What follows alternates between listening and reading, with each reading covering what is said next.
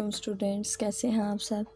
जी तो बेटा आज हम अपना स्टार्ट करेंगे प्रेजेंट कंटिन्यूअस टेंस। ठीक है, तो जैसे कि हमने प्रेजेंट इंडेफिनिट टेंस में सीखा था कि सबसे पहले हमें उसकी हेल्पिंग वर्ब का पता होना चाहिए और उसकी उर्दू पहचान का पता होना चाहिए ताकि हम अंडरस्टैंड कर पाएँ, उसको इंग्लिश में ट्रांसलेट कर सकें कि इसको कैसे ट्रांसलेट करना है। ठीक है, तो उसके लिए सबसे पहले तो आपको पता होना चाहिए कि प्रेजेंट कंटिन्यूअस की हेल्पिंग वर्ब क्या होगी। हेल्पिंग वर्ब क्या होगी, ठीक है, इसकी हेल्पिंग वर्ब होती है जी इज, आर और एम। ठीक है, हेल्पिंग वर्ब्स क्या है प्रेजेंट कंटिन्यूअस टेंस की, इज, आर और एम। ठीक है, तो इसकी उर्दू पहचान हमें कैसे पता चलेगा कि ये प्रेजेंट कंटिन्यूअस टेंस लिखा हुआ है, तो उसके लिए हमें उसकी उर्दू पहचान भी पता होना चाहिए ताकि उर्दू में अगर जुमला लिखा हुआ है तो उसको देख के हम पहचान सकें कि ये कौन सा टेंस है जी, प्रेजेंट इंडेफिनिट है, प्रेजेंट कंटिन्यूअस है।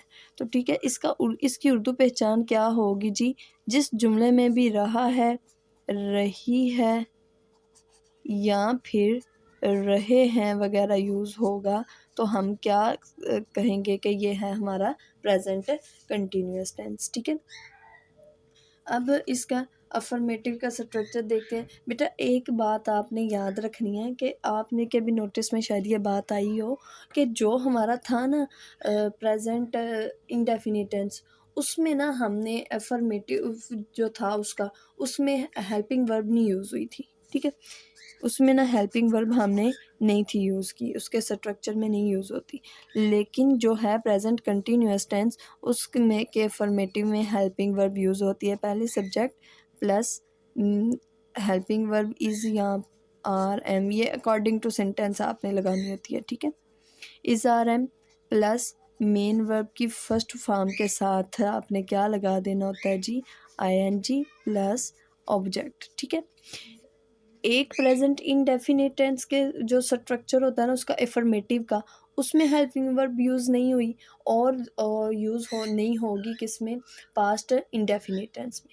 पास्ट इंडेफिनिट और प्रेजेंट इंडेफिनिट टेंस में के जो एफर्मेटिव होगा ना उसमें हेल्पिंग वर्ब नहीं यूज़ होगी, तो बाकी सब में हेल्पिंग वर्ब सब्जेक्ट के बाद हेल्पिंग वर्ब ही आएगी। ठीक है, चलिए ये तो एडवांस बात थी ना, अभी बेसिक सीखते हैं। ठीक है, वैसे आपने अपने माइंड में ये कॉन्सेप्ट रखना है। जो हमारा प्रेजेंट इंडेफिनिट टेंस है उसका स्ट्रक्चर हमने यही पढ़ा था ना, सब्जेक्ट होता है, फिर मेन वर्ब की फर्स्ट फॉर्म होती है एस और यस, ज़रूरत के मुताबिक लगाया जाता है। अगर थर्ड पर्सन आ रहा हो तो एस या ई एस लगाते हैं और फिर हम क्या लगा देते हैं जी, ऑब्जेक्ट। दैट्स इट, ये था जी उसका प्रेजेंट इंडेफिनिट का सिंटैक्स, उसको अफर्मेटिव का लिखने का।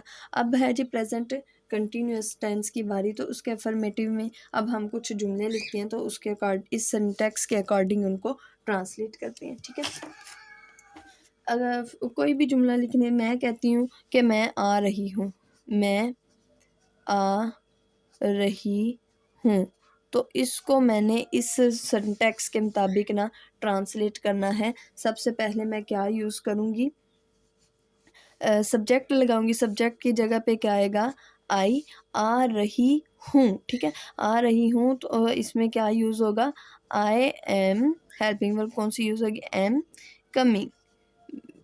कम होता है ना वैसे तो वर्ड, तो उसमें आई एन जी का इजाफा करना है क्योंकि हमारा काम कंटिन्यूअस है। जब भी कंटिन्यूअस होगा तो आपने मेन वर्ब की फर्स्ट फॉर्म के साथ क्या लगा देना है जी, आई एन जी। ठीक है, मेन वर्ब की फर्स्ट फॉर्म के साथ क्या लगा देते हैं जी, आई एन जी। तो हमने सीखा था कि जो प्रेजेंट होगा, प्रेजेंट में मेन वर्ब की फर्स्ट फॉर्म यूज़ होती है और जो था कंटिन्यूअस, उसमें कंटिन्यूअस में हम मेन वर्ब के फर्स्ट फॉर्म के साथ क्या यूज़ करते हैं जी, आई एन जी।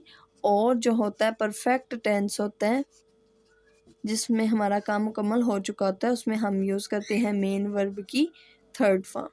ठीक है, ये चीज़ आपने हमेशा याद रखनी है कि प्रेजेंट में मेन वर्ब की फर्स्ट फॉर्म यूज़ होती है, कंटिन्यूस में मेन वर्ब की फर्स्ट फॉर्म के साथ आईएनजी और परफेक्ट में थर्ड फॉर्म। अब ये था कंटिन्यूस का अफर्मेटिव, तो उसमें हमने मेन वर्ब की फर्स्ट फॉर्म के साथ आईएनजी यूज़ किया, ठीक है। इसी तरह से आप कोई और जुमला लिखते हैं, कोई भी लिख लें आप, तुम हमारे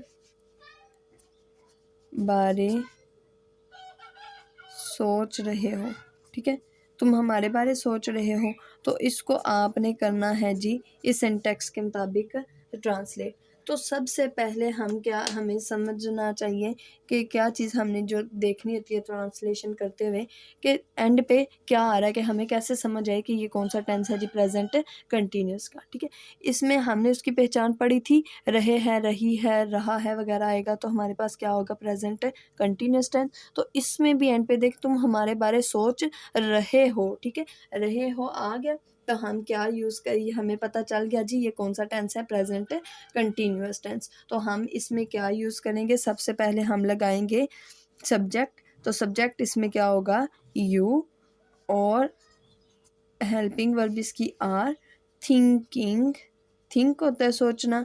हमने कहा कि कंटिन्यूस है, तो कंटिन्यूस के साथ हम आईएनजी लगाते हैं, और फिर हम लगा देते हैं जी मेन वर्ब की फर्स्ट फॉर्म के साथ आईएनजी, देन आप लगाते हैं जी ऑब्जेक्ट, ठीक है। You are thinking about us, ये तुम हमारे बारे सोच रहे हो, you are thinking about us, main verb की फर्स्ट फॉर्म के साथ हमने क्या लगा दिया जी, आईएनजी, ठीक है। पहले सब्जेक्ट, फिर हमने लगाई हेल्पिंग वर्ब, फिर मेन वर्ब की फर्स्ट फॉर्म के साथ आईएनजी और ऑब्जेक्ट लगा दिया, ठीक है। अब इसके बात करते हैं जी इसके नेगेटिव की।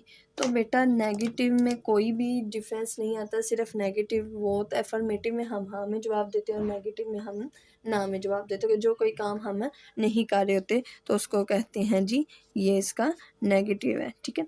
तो इसके नेगेटिव का स्ट्रक्चर भी सेम वही होगा, सिर्फ इसमें नॉट लग जाएगा। सब्जेक्ट इज़ आर एम, और फिर हमने लगा देना होता है जी नॉट प्लस मेन वर्ब की फर्स्ट फॉर्म के साथ आईएनजी प्लस ऑब्जेक्ट।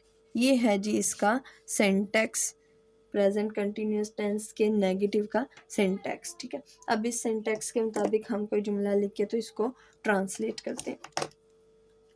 जैसे कि मैं कहती हूँ वो मुझे नहीं समझ रहा,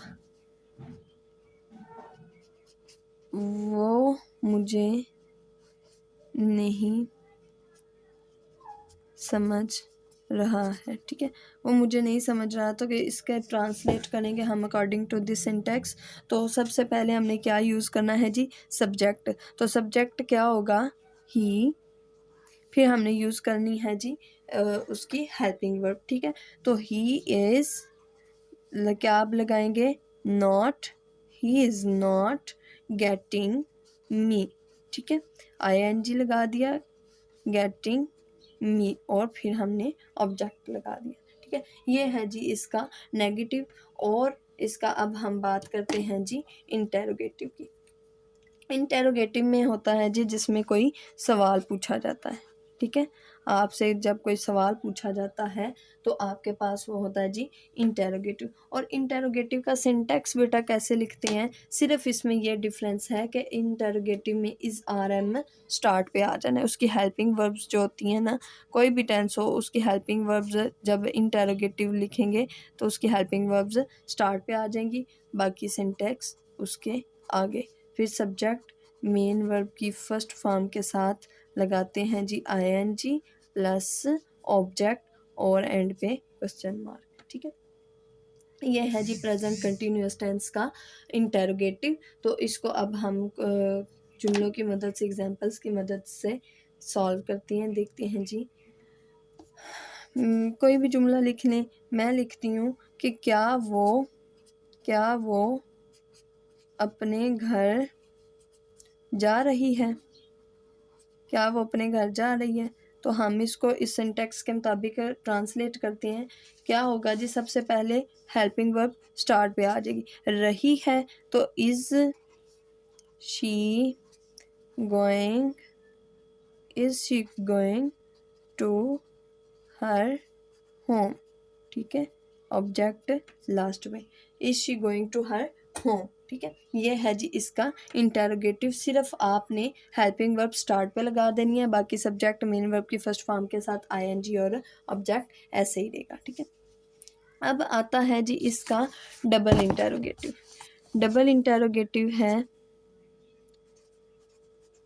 डबल इंटेरोगेटिव में बेटा क्या डिफरेंस है इंटेरोगेटिव और डबल इंटेरोगेटिव में? सिर्फ छोटा सा एक डिफरेंस है इसमें कि उसमें होता है कि क्या वगैरह जब सवाल किया जाता है ना, तो क्या आप खाना खाते हैं, क्या आप स्कूल जाते हैं, क्या वो अपने घर जा रही है, क्या वो आ रही है, क्या वो जा रही है, ठीक है। इस तरह के जुमले होते हैं। क्या स्टार्ट पे लगता है, बिल्कुल स्टार्ट पे आपके क्या यूज़ होगा जब इंटेरोगेटिव की बात होगी। लेकिन जब डबल इंटेरोगेटिव की बात आती है देन क्या होता है कि आपके पास ना WH फैमिली यूज़ होती है। WH फैमिली मीन्स ये जुमले इसमें भी किया तो सवाल ही जाता है, लेकिन वो क्या से नहीं शुरू होते। इसमें क्या, क्यों, कब, कहाँ ये जुमले के अंदर आते हैं। इसमें तो क्या स्टार्ट पे आता है ना, इसमें जुमले के अंदर और क्या के अलावा क्यों, कब, कहाँ वगैरह भी यूज़ होता है, ठीक है।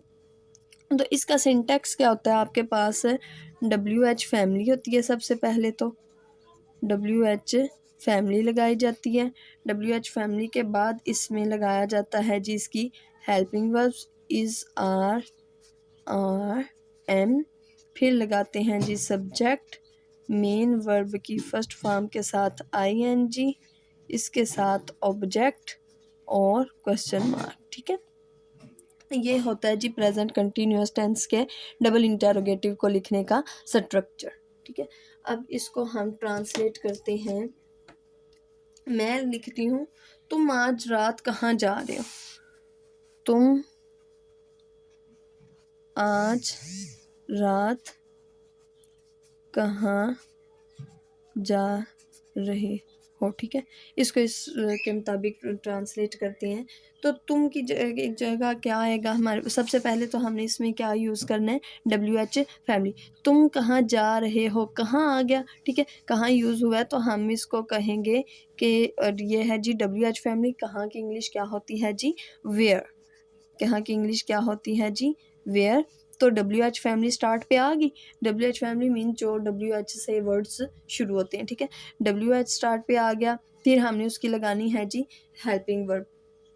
तो इसमें हेल्पिंग वर्ब कौन सी यूज़ होगी, वेयर, आर।